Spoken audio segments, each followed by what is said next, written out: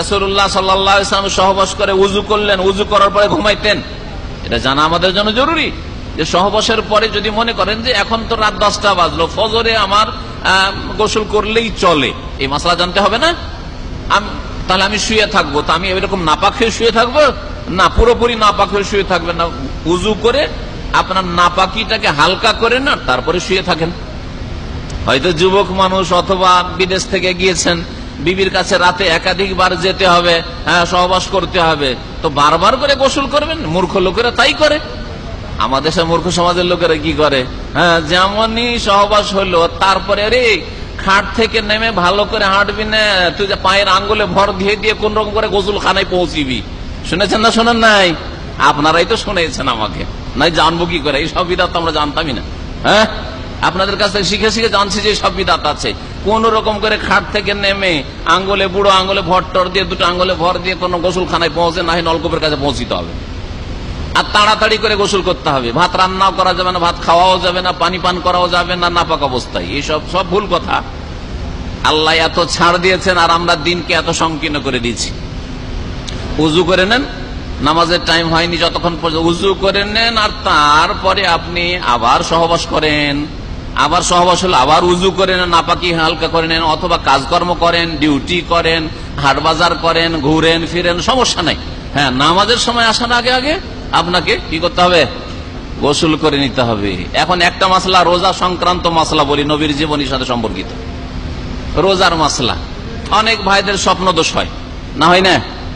রাত্রে শুয়েছেন, ঘুমিয়েছেন, স্বপ্ন দোষ হয়েছে, অথবা অনেকের সাথে পরিবার আছে, অথবা দেশে যাবেন, হয়তো রমজানে অনেকে দেশে যাবেন।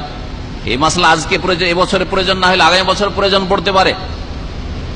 আপনার যখন জাগছেন আপনি সাহরি খাওয়ার জন্য, সেই সময় যদি গোসল করতে যান, ফরজ গোসল হয়ে আছে, নাপাক হয়ে আছেন, ফরজ গোসল মাথার উপরে আছে, ওই সময় সাহরি খেতে উঠেছেন, এখন যদি সাহরি খান তাহলে গোসল করা হচ্ছে না, আর গোসল করতে গেলে সাহরি খাওয়া হচ্ছে না, কি করবেন এখন?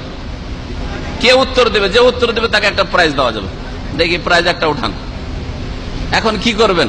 দলিল সহ বলতে হবে, শুধু ফতোয়া দিলে হবে না, কারণ বিনা দলিলে ফতোয়া দেওয়া হারাম।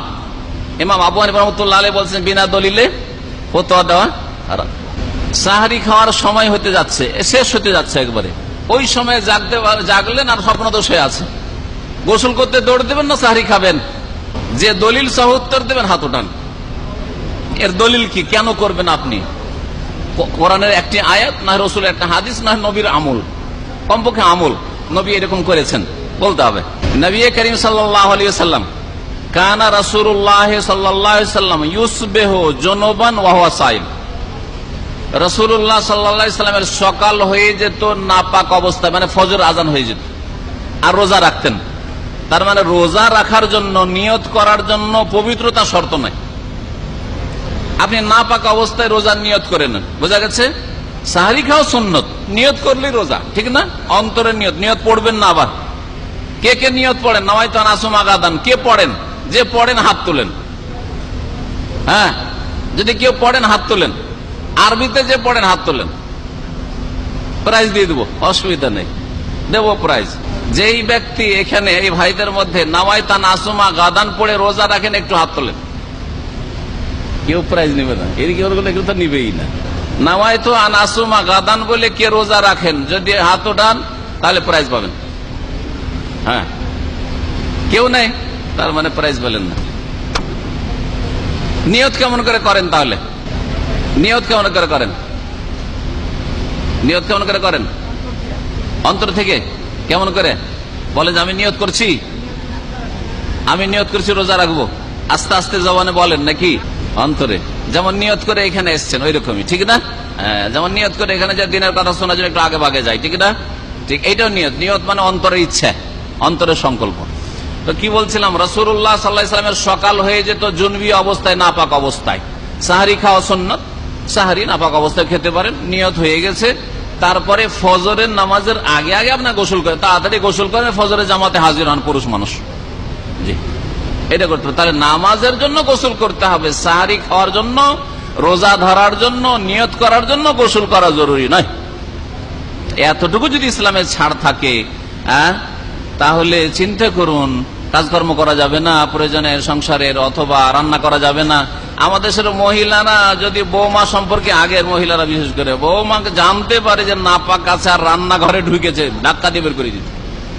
ধাক্কা দিয়ে বের করে তো ও বউকে রান্নাই করতে দিবে না, গোসল করে আয়, না হলে কিচেনে ঢুকবি না, সব বাড়ির বরকত সব শেষ করে দিবি তুই।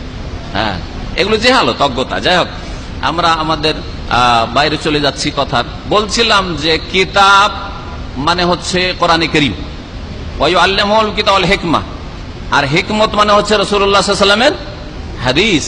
জি।